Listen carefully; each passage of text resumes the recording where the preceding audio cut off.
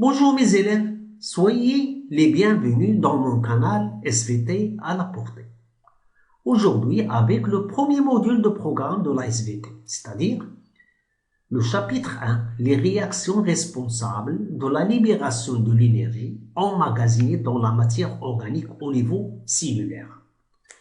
Donc, comme nous savons tous que l'oxydation ou bien la dégradation des matières organiques se fait par deux phénomènes.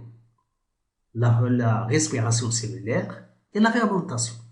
Aujourd'hui, on va entamer le premier phénomène, c'est-à-dire les étapes de la respiration cellulaire, puisque la respiration cellulaire se déroule en différentes étapes. Donc, avant de commencer, n'oubliez pas de s'abonner dans ma chaîne, d'activer ou faire le like et d'activer la cloche. Pourquoi tout ceci? Pour nous encourager à publier beaucoup de vidéos et pour vous, vous allez facilement accéder à nos vidéos le moment où vous naviguez dans YouTube. Donc, on va démarrer. Les étapes de la respiration cellulaire. Donc, ces étapes se manifestent sous forme de plusieurs réactions chimiques.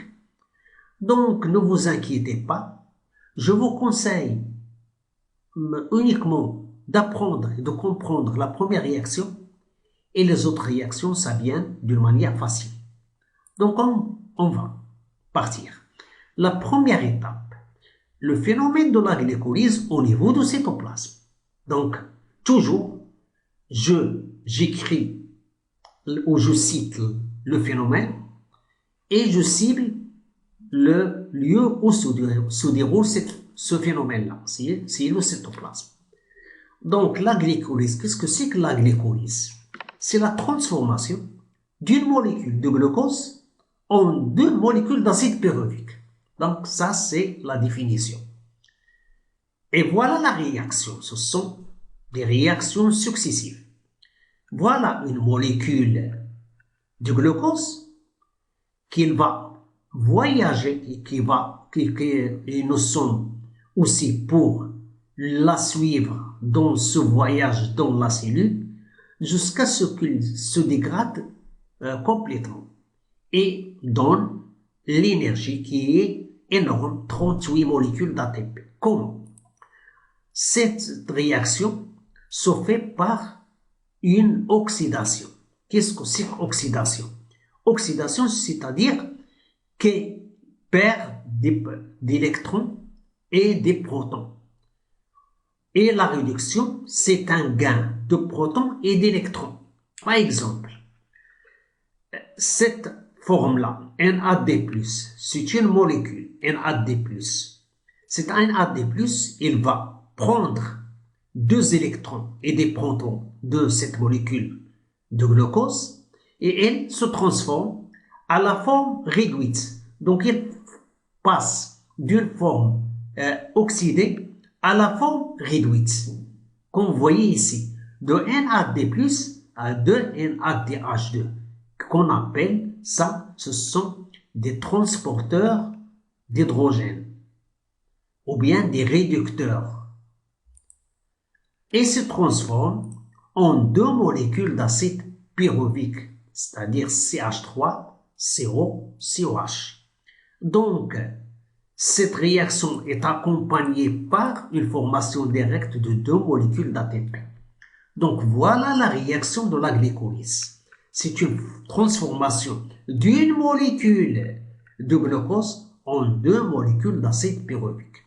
Donc, cette molécule d'acide pyruvique porte ce qu'on appelle un radical, qu'on appelle radical acétyl, c'est-à-dire CH3CO. Donc, comme vous voyez ici, la molécule de glucose perd des protons et des électrons au NAD+, qui se transforme en NADH2. Et dans cet NADH2, ce sont des réducteurs d'hydrogène ou bien des transporteurs d'hydrogène qui sont un réservoir d'hydrogène, d'ATP. Donc l'ATP, il y a formation des ATP ou bien de l'énergie directe, d'une manière directe, voilà, deux ATP qui ont été formés d'une manière directe. Et voilà des ATP ici, et installés dans ces molécules de NADH2 et qui sont formées d'une manière indirecte. Donc, voilà la réaction d'oxydoréduction puisque la molécule de C6H12O6 qui est le glucose a subi une oxydoréduction, c'est-à-dire elle perd des électrons et des protons au NAD+, qui se transforme en NADH2.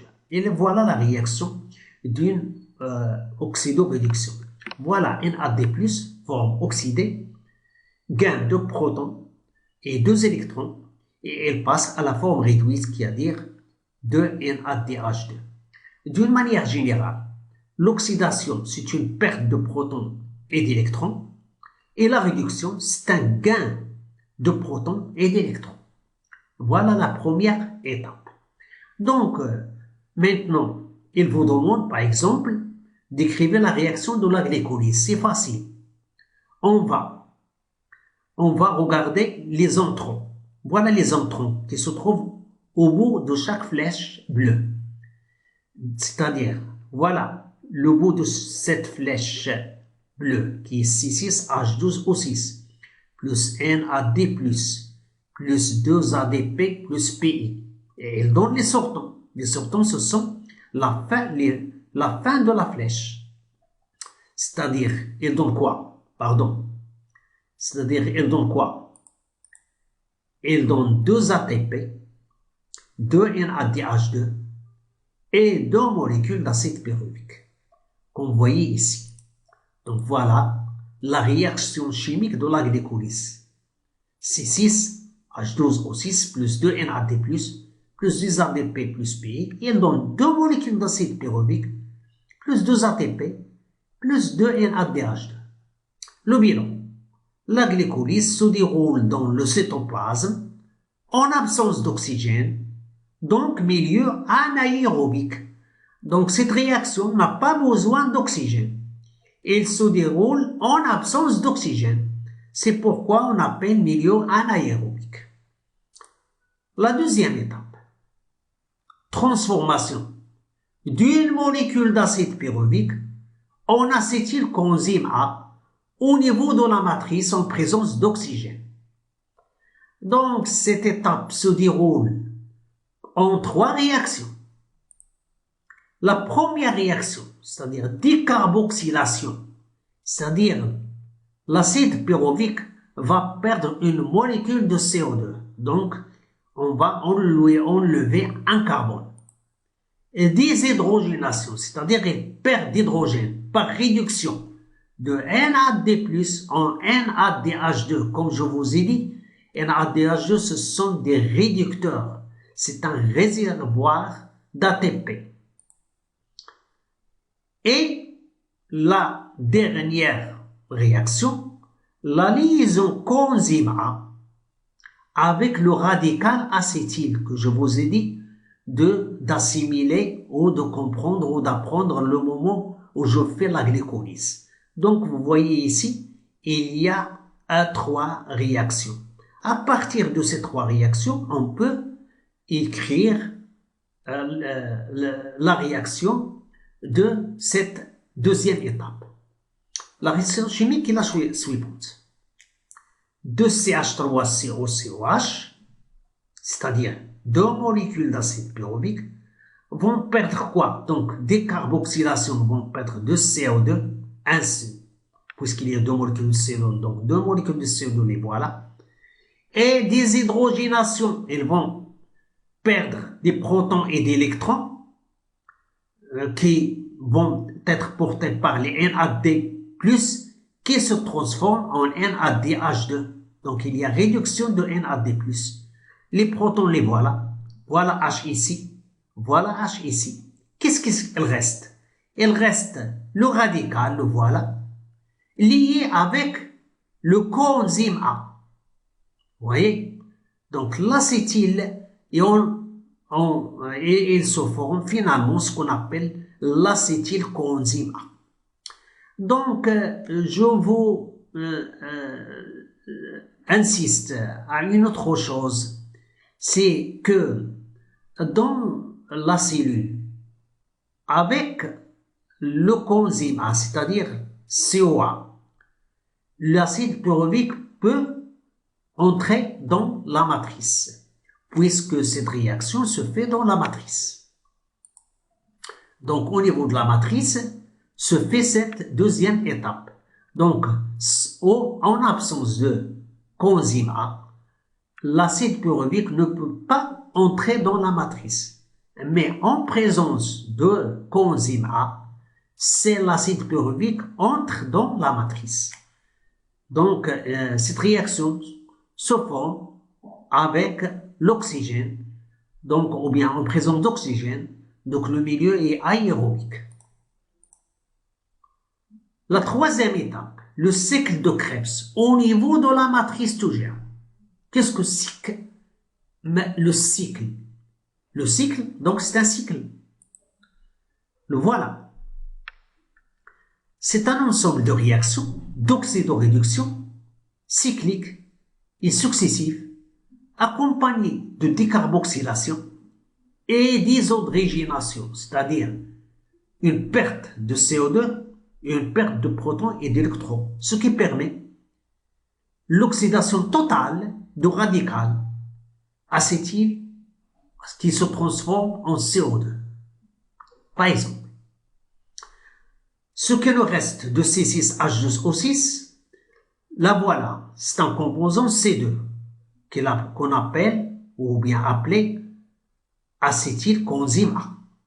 Donc, ces C2-là va se lier avec un composant dans la matrice qui s'appelle C4 et se transforme en C6. Donc, c'est-à-dire l'acétylcoenzyme A, lorsqu'il est soulié avec C4, il se transforme en C6 et il y a libération de coenzyme A qui va intervenir dans des réactions ultérieures de cycle de Krebs. Voilà ici. Donc, C6 se transforme en C5, donc il y a ici élimination d'un carbone, ou bien dégagement d'un carbone, donc dégagement d'une molécule de CO2, et puisqu'on a deux molécules d'acétylcoenzyme A, donc deux CO2 qui vont être dégagées, si C5 se transforme en C4, donc dégagement aussi de deux molécules de CO2. Cette réaction, ou bien ce cycle de Krebs qui est cyclique, est accompagné aussi d'une formation directe de deux molécules d'ATP. 2FAD+ se transforme en 2FADH2 et 6NAD+ se transforme en A6NADH2. Des élèves, parfois, ils se demandent pourquoi ces molécules-là, NADH2. C'est très important. Il y a ici formation directe d'ATP. Dans la glycolyse, on a 2 ATP. Et dans le cycle de Krebs, on a 2 ATP. Le total, c'est 4 ATP. Donc, pour le 38 molécules d'ATP, les 38 molécules d'ATP, ils sont installés en cours dans ces réducteurs ou des transporteurs d'hydrogène. Donc, comme vous voyez ici, ces molécules-là, ce sont des réservoirs d'ATP et on verra que ces réducteurs vont libérer leur ATP dans la 4e étape, c'est-à-dire la chaîne respiratoire. Donc, comme d'habitude, il vous demande par exemple la réaction chimique du cycle de Krebs. Voilà les entrants, et voilà les sortants, les voilà.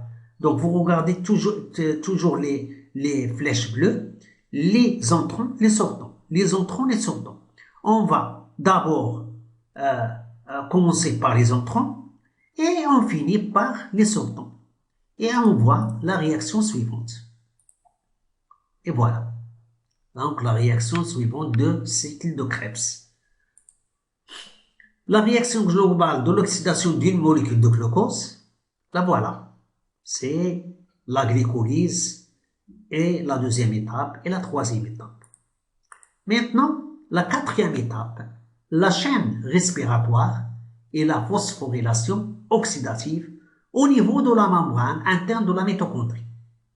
Pourquoi on dit chaîne? Parce que au niveau de la membrane interne de la mitochondrie, il y a ce qu'on appelle une chaîne de transporteurs d'électrons. Ce sont des protéines T1, T2, T3, T4, T5.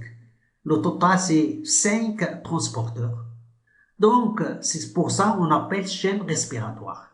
Et au niveau de cette chaîne respiratoire, les réducteurs qui ont été formés, c'est-à-dire FAD+, FADH2 et NADH2, qui sont pleins d'ATP, vont s'oxyder pour libérer cet ATP-là. Comment? On va prendre l'exemple d'une molécule de NADH2. Il arrive à la chaîne respiratoire et elle va être oxydée, c'est-à-dire elle perd 2 électrons et 2 protons. Donc, comme vous voyez ici, ces électrons ne vont pas rester ici. Ils vont être captés par le plus réducteur, c'est-à-dire T1. Puis, ce T1 va perdre ses électrons à T3. Et ce T3 va perdre ses électrons à T5. Donc, il y a ce qu'on appelle un flux d'électrons. Donc, les électrons passent d'un transporteur à l'autre, comme vous voyez ici. Voilà. Les électrons sont captés par le T1 qui est plus réducteur que NADH2. Et ces électrons ne vont pas rester ici. Ils vont être captés par le réducteur le plus fort, qui est T3. Vous voyez ici. Donc, le moment où les électrons passent de T1 à T3, les protons qui sont dans la matrice passent vers l'espace intermembranaire. Les 2 électrons qui sont dans T3, T3 va perdre ces électrons-là au profit du transporteur T5. Donc, lorsqu'il passe les électrons de T3 à T5, les protons qui sont dans la matrice migrent vers l'espace intermembranaire. C'est T5. Ils ont des électrons. Et ils vont perdre les électrons au premier accepteur, voilà, qui est dans la matrice, qui est l'oxygène. Donc l'oxygène, c'est l'accepteur final de ces 2 électrons. Et les protons qui sont ici vont migrer vers l'espace intermembranaire. Donc, comme vous voyez ici, le moment où les électrons passent d'un transporteur à l'autre, c'est-à-dire le long de flux d'électrons, il y a enrichissement de l'espace intermembranaire par les protons et appauvrissement de la matrice de ces protons-là. Donc, il y a formation de ce qu'on appelle un gradient de protons qui se forme dans l'espace intermembranaire. Donc, comme vous savez, en 6e année, vous allez, c'est-à-dire, en 6e année, c'est-à-dire le premier bac, vous allez étudier la SVT. On a étudié un phénomène qui s'appelle la diffusion. C'est-à-dire, la matière où les molécules passent d'un milieu plus concentré vers un milieu moins concentré. Le milieu moins concentré, c'est la matrice. Le milieu le plus concentré, c'est l'espace intermembranaire. Donc, ces protons-là vont passer à la matrice par quel accès? Par ce qu'on appelle cet organe-là, ou bien cet organite, qu'on appelle la sphère pédonculée. Donc, vous voyez ici, les protons passent et arrivent à se lier avec les 2 électrons, l'oxygène et les 2 protons qui viennent ici, et on forme ce qu'on appelle un lot, les molécules d'eau. Et d'autre part, l'accès des protons par la sphère pédonculé catalyse une réaction qui ADP plus PI forme l'ATP. Donc l'ATP qui est emmagasiné dans la NADH2 va être libéré au niveau de la sphère pédonculée par ce qu'on appelle la phosphorylation oxydative. Donc cette quatrième étape, se manifeste par 3 opérations. La première opération, c'est l'oxydation des réducteurs, des NADH2, qui passe de la forme ici réduite à la forme oxydée. La deuxième opération, la réduction de l'oxygène, c'est-à-dire l'oxygène gagne 2 électrons et 2 protons et se transforme en molécules d'eau. Et la troisième opération, c'est la phosphorylation oxydative, c'est-à-dire la catalysation d'un ADP plus PI en ATP. Et voilà ce qu'on appelle les différentes étapes de la chaîne respiratoire. Conclusion générale. Au niveau cellulaire, une molécule de glucose et en présence d'oxygène subit une oxydation complète et libère des matières minérales, c'est-à-dire CO2 et l'eau, et une énergie importante, énorme, c'est-à-dire 38 molécules d'ATP. Donc, à nouveau, avec un nouveau vidéo, et n'oubliez pas de s'abonner dans ma chaîne, de faire le like et d'activer la cloche, et de laisser vos commentaires si vous en avez. Et à bientôt pour un nouveau vidéo.